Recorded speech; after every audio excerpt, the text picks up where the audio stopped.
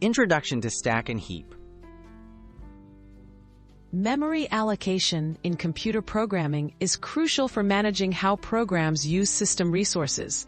Two key memory regions are the stack and the heap.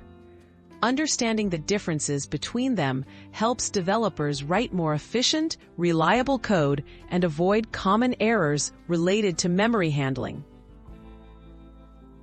What is the stack?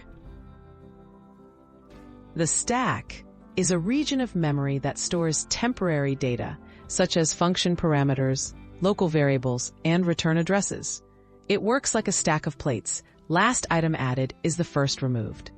Stack allocation is fast and automatically managed, but its memory is limited and typically reserved for short-lived data. What is the heap? The heap is a region of memory for dynamically allocated objects. It allows manual, flexible management of memory, letting you allocate and release space as needed, even at runtime. Heap allocation is essential for large or persistent data, but it is slower and requires careful handling to avoid issues such as memory leaks. Key differences between stack and heap.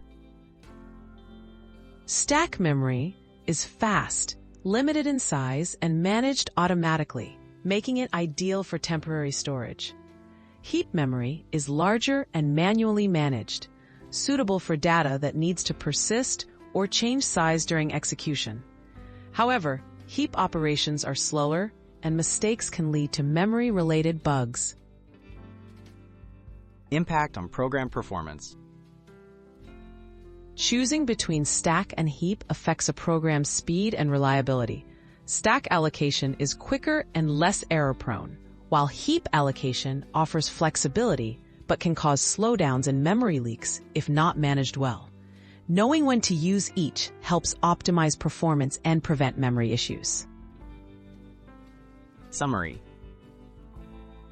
Understanding the stack and heap is fundamental for any programmer. Each has specific roles and trade-offs in memory allocation.